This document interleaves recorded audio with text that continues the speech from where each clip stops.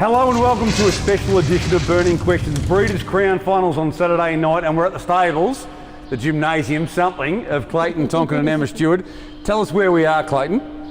We're in where we've got our water walker, treadmills and walker, and it's a bit of a work area, but it's pretty flash. And we've done some work here, like this wasn't also, you don't normally have chairs and couches around here, do you? Hang on, we've done some work. I've done some work. I'm still cooked from bringing this thing. Calm down, Tim. But we have done some work and set up a little office here, but it's a magnificent situation you've got here, isn't it? Like amazing. Yeah, it's first class, and the horses really benefit from it. Now, Em, you and Clayton have a happy habit of disagreeing on a lot of subjects, particularly your own horses. Is that going to happen here? Can you predict that? Yeah, for sure. Yes. You've got your favourites. We have to moderate that. And Touchy has the heart rate game. Mate, you did help Clayton with the couch. Yeah, I'm absolutely. Clayton seemed to be T-ravelling in the run, and you were in a lot of bother. Yeah, I'm trying to think of a horse that was going bad as me. Still huffing and puffing. The heart rate's through the roof. So I don't know if you've got some something to look over me with later on, but I need it, I'll tell you. You were going to lap out, mate. All right. I was. Sponsors. We have to start with the sponsors. Whether you're celebrating a win or shoveling in the stables, you want your staff to look their very best. None of us are wearing hip pocket workwear, by the way. But anyway, and you do that with uniforms from Hip Pocket Workwear and Safety. They have you covered for clothing, protective equipment, and plenty more. Check out hippocketworkwear.com.au. They might even have something for your heart problems there, Top. Right, let's get stuck into the burning questions. The first of 8, so we're going to be here for a while. Is the bay we saw fresh up a sign of things to come? We all thought Honolulu Bay was freakish first up from a break. I've already slapped hands with Sam Stewart over this. He's in the Honolulu Bay camp, and Macdan's a likely leader. We'll start with you, Clayton. Yeah, no, I think he's got the X factor in the race, and I think he's a real horse. So I think Macdan's got the sort of right draw, and he's going to give him definitely something to chase, but I do think the other horse is pretty special. So if we're looking at the fact that we haven't seen him since his first up run and he hasn't trialled, no issue there at all? No, we were sort of just trying to time that race, and sort of waited for that $50,000 race, and he'll be on song. I don't know why it is, and it could be an anomaly, but Emma Stewart and Danny Zavitzanos, she seems to love those horses a lot. The ones with Dan in the name. The baby monitor's going off. That's Danny just calling out. Are you with Macdan here, Em? I do personally like Macdan. I think he's going to get the draw, but Honolulu Bay, he's got that X factor about him. He's very fast, and his track work here's been super, so it's hard to go past him, I think. Are you both with Honolulu Bay then? Yeah. I have to say yes. Okay, I get to back it now. It was 270 and I wanted to back it already, but I needed to come out here first. Toc, your thoughts? Yeah, well, my thoughts might have changed after hearing Clayton and some of the stable banter when I walked in. He has got high speed, but listening to you guys talk about some of the fractions he can reel off here at your track here, which is an uphill track too in the run to where you do your fast work. Look, I'm in Macdan's corner. I just like the way he maps, finds the front. I'm a big fan of his. I mean, he's won some really good races. So I'm in his corner. Honolulu Bay, when he raced prior for the Aiken camp, he did let me down a few times when he came up short prices, and I think I'm a bit jaded by that.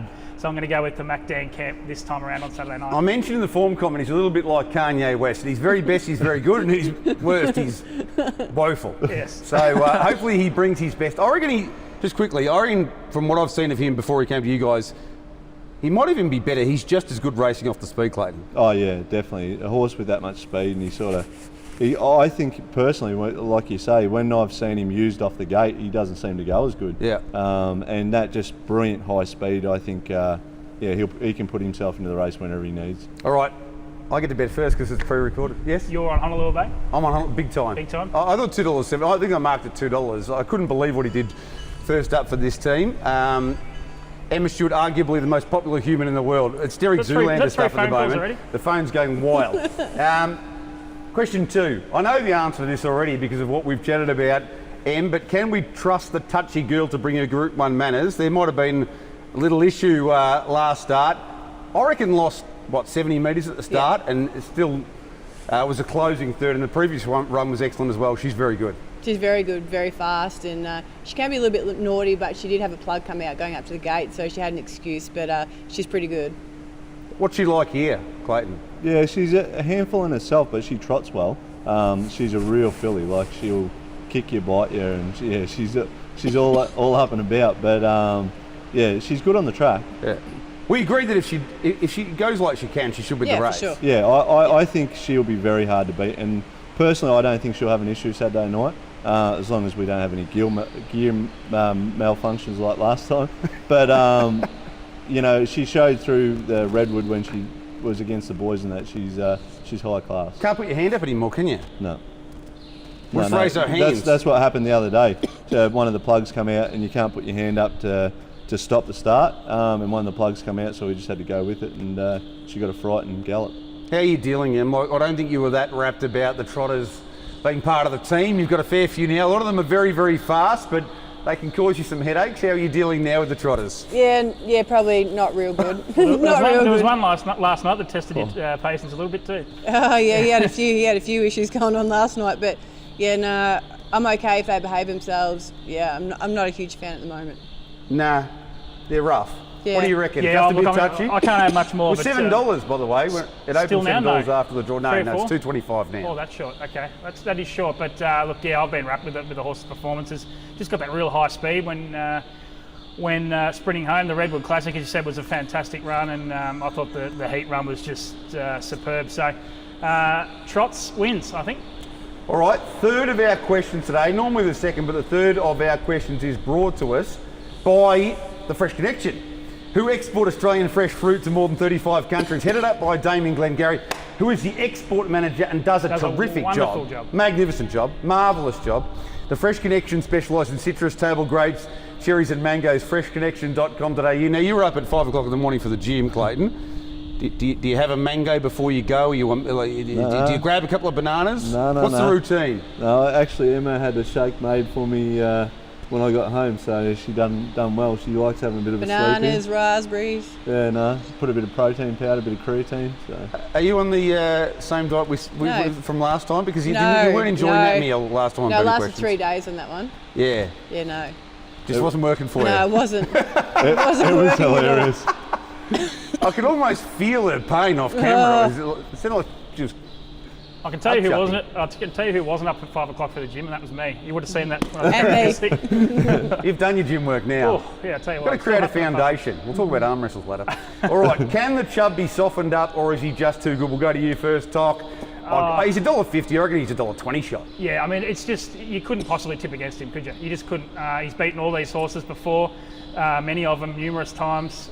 He's just a big brute of a thing. You guys would have seen him on the track. Gee, he's big horse for. I was talking to Pete Manning during the week. He said when he picked him up as a yearling, he looked like a 4-year-old stallion, and he's racing. You know, he's a man against the boys, so couldn't possibly tip against him. I'm not a bloke that's going to go and have 5,000 at $1.30, but you know, I'll take him in trifectas to win and early quaddies and all that sort of stuff. But he'll win. Yeah, I think he'll win. Clayton, there's a bloke who works at Harness Racing Victoria called Mick Howard. And he's got a memory of you cleaning him up on the footy field when you were both young. But I remember I can actually remember this, under 13s going out there, and there was a bloke who looked like he was 35. There's always one. And I had to line up on him.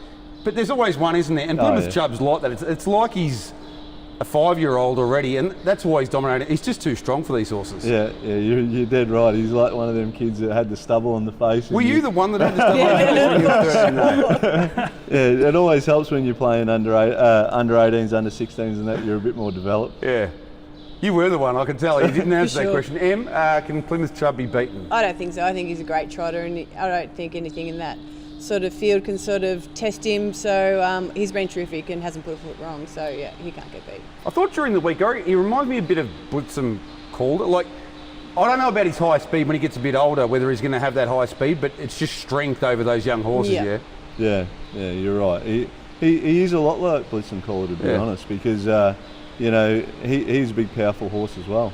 Just absolutely outmuscled them, as Clayton did to Mick Howard and probably many others in his junior football career. Let's move on to the next burning question. Is his class edge so supreme that Wave will beat his gate? Now, it's not the strongest edition of the Breeders' Crown for the baby boys of all time. We'll start with you, Em.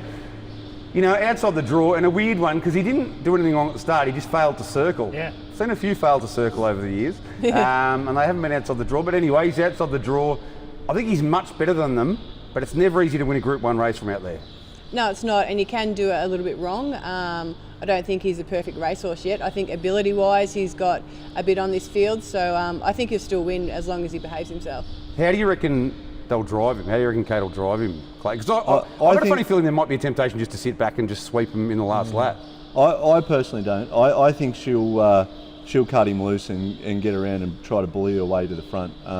You've seen at Maryborough, I know they said he tapped the wheels and that, but his sectionals at Maryborough and he just kept striding. I think she'll put it beyond sort of, the hope of coming at the half at Tabcourt Park. I think, he's the best horse in the race and they'll drive him like it. And I think, I couldn't see anything beating him, seeing going through the series, but he is an odd horse with odd little quirky things where you see last week going down the back, they kick down the pull down slides and you're like, oh, is he done? And then he got going. He's quite strange, but he's got a lot of ability. I reckon weirdly he's probably better off not being in front almost, because I don't mind that's when he switched off and he started to roll around. He's like a drunken seller, just like a big kid, isn't he? Yeah. So I just wonder whether he's at the back or just goes to the breeze and dominates them from their top. Yeah, well, he's $1.80 now. Before we jumped on the show, I just had a look through some of the big bets for the meeting already. Someone's had 20 grand on him already, so there's someone who thinks he's just about a good thing. It was actually on this show that he almost come to light, this horse, didn't he? Yeah. Andy basically was with you, Emma. He declared it as one of his, I can't remember the exact phrase, but one of the best young horses he's laid his hands on. So a few of us got the nice overs that night, and he beat a nice field at Ballarat. But I think he wins. Do I want to take $1.80 about a horse that's got a few tricks and drawn 12? Probably not. But I can't find much to beat him. I mean, he's a Son of a Guns at $5. He's Charlie's Angel, $6. Maybe the one I would have a little each way on, I thought was fantastic in the semis. He sat basically wide the whole last lap, was Flash Jimmy.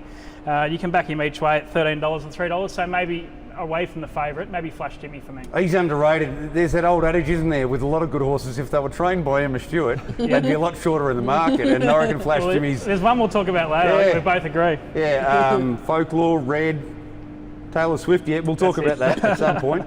Question 5 of the burning questions is, this will be interesting, will Act Now demand the front and does that end the race? Clayton, Tonkin, please, take it away.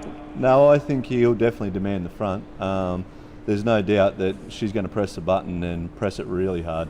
And I do think if he finds the front, he's definitely going to be very hard to beat. I think Beyond Delight's run in the heat was super, but I know there's been talk of Maddie wanting to hold the front with the 2-horse and that, but I'll be telling her strongly not to sit there quiet like Bendigo. She'll be pressing the button early. So who do you reckon leads out of the 1 and the 2 for a start? Yam Buckingham and Better Call Me. I don't know. It's one of them things. Yam Buckingham's a good strong horse, but he's a bit of an awkward going horse. He seems to leave the gate pretty good out wide. I just don't know how he's going to muster on that inside gate. I'm not too concerned what goes on earlier, but I know what I'm doing. Well, Act Now I mean, if anything, probably we saw Act Now. It felt like it wasn't quite as dominant. Maybe Beyond Delight made it look not quite as dominant at semi-final level, but the horse I saw sweep the Derby series, if he leads here, I can't see him getting beaten. What do you reckon, Em? Yeah, I think Beyond Delight made him look not as impressive last week. I think everyone sort of hasn't seen how good that horse is because he's very good. I'm hoping there's a fair bit of speed early because I'm on the Beyond Delight bandwagon. This is what I like. This is good. I think he's just got the X factor about him, and if there's plenty of heat on early, which I'm pretty sure there will be, he's the one I'll be on. And you too, yeah, Tom? look, that was just what I wanted I'm to just hear. putting in your very strange password here to try and get the computer going. We're not going to read it out. No. You got it? No, I got it. I was big time on Beyond Delight. I've made him one of my best tonight. Just a quick note, we were driving out here before, Bon, and I said there was 5 horses to break 54 seconds in the semi-finals.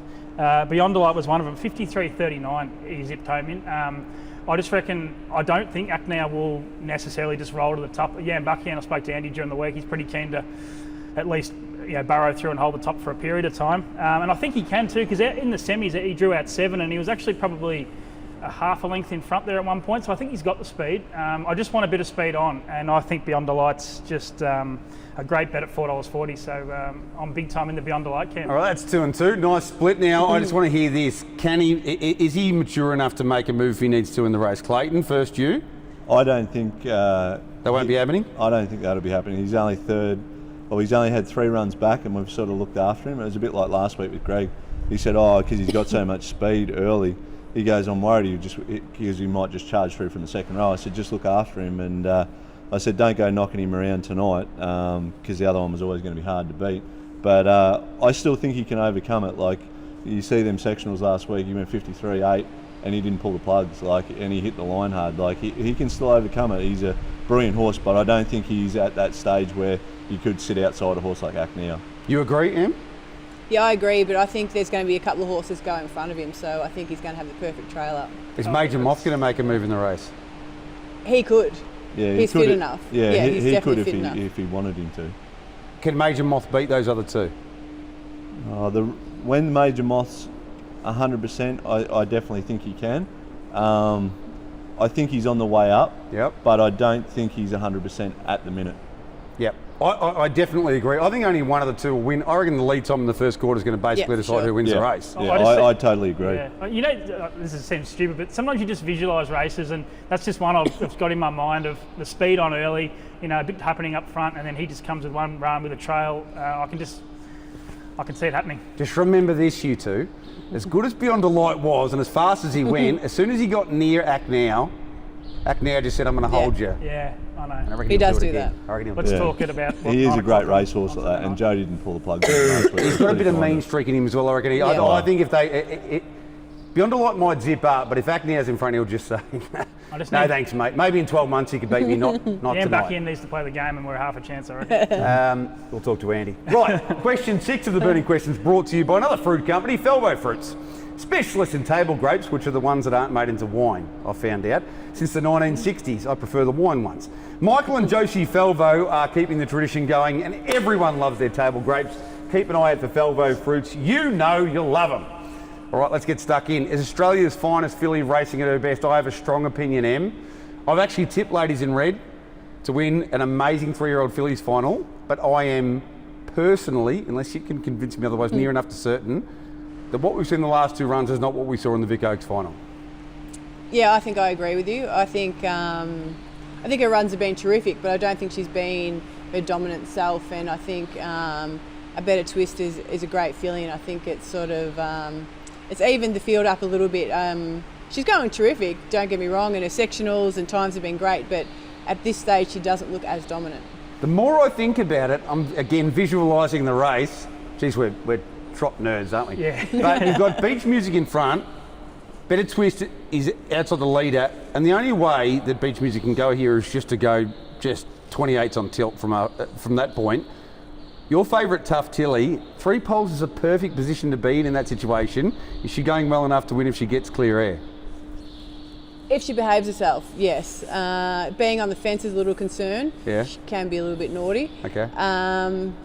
But I think Answer's got a very tough drive. Like, he's got to not let Beach Music get away with 2 easy quarters, but he can't press her too much because the better ones are drawn back in the field. So I don't envy his job this week. I agree with you.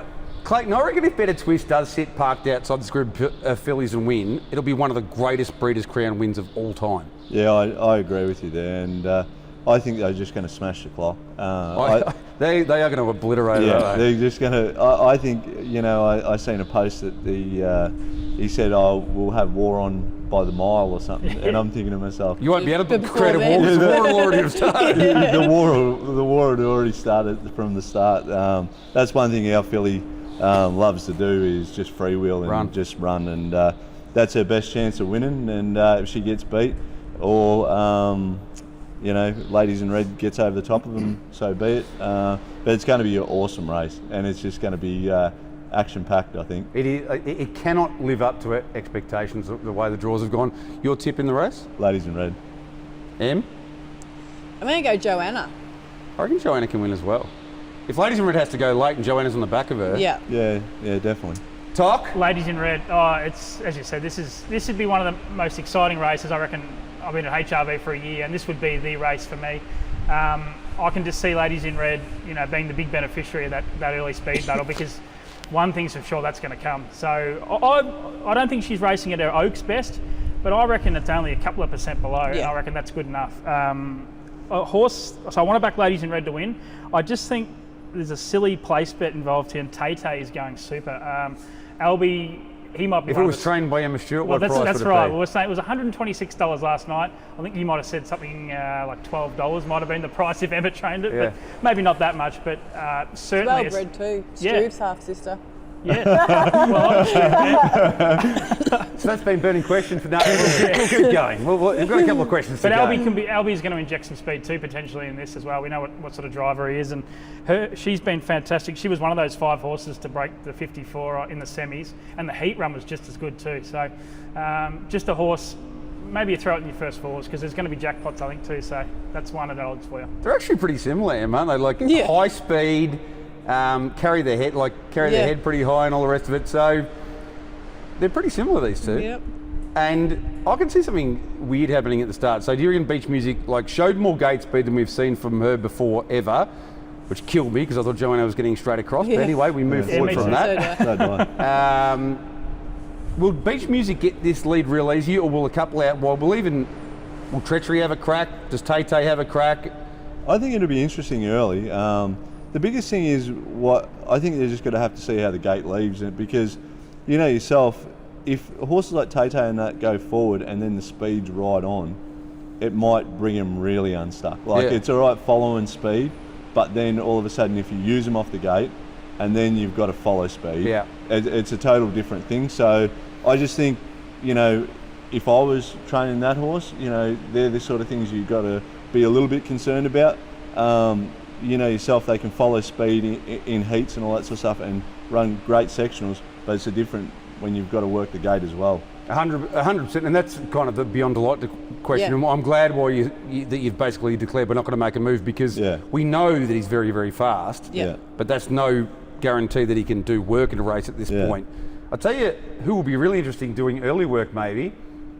Sounds perfect. Now, hey, I found her on debut. It was a massive performance, huge. Started $51 somehow.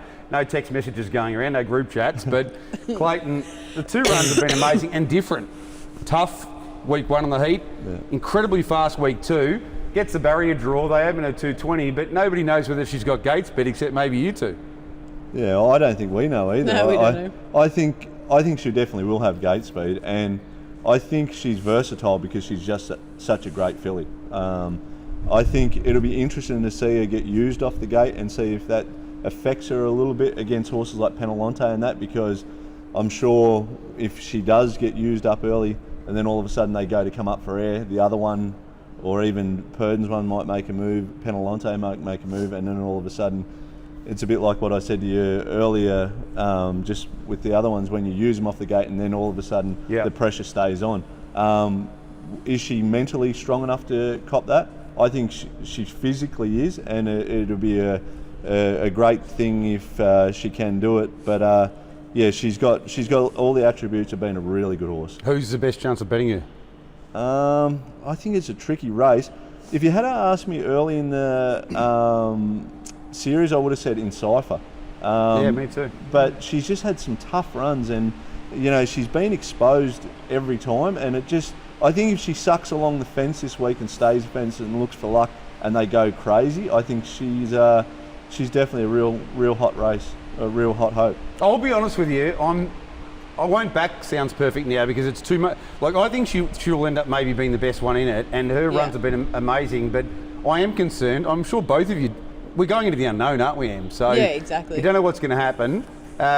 Who do you think's the best chance of winning the race? I think we all think that Rich Beauty's been underrated. If they go berserk, she's massive odds. And she's super quick as well, so she needs a speed on, and if she can get a good card into it, she's definitely a winning hope. Fly.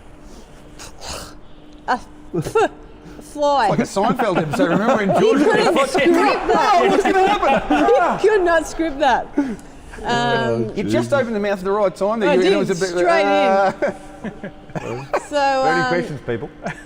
Yeah, so there you go. So Rich Beauty, I think she can win. I do think Sounds Perfect's going to be awfully hard to beat though. She's a big, strong filly. She's a bit like Plymouth Chubb. She looks a year older than the rest of them, and I think mentally she's a bit full of herself, and I don't think it'll worry her too much. So I find it hard to go past her. There's a couple of little questions here, right? Playing up, you love playing up, yes? Yeah. Disappointed by last week, or can bounce back and win this? No, I wasn't disappointed at all. I don't think the race was sort of run to suit. There was a few weird things going on, and Sergio's Rocket sort of was over racing a little bit. So no, it definitely wasn't disappointed. I think she's another one that she led, used her gate speed in the Gold, and she didn't race well at all. So I don't think she's one you can use early.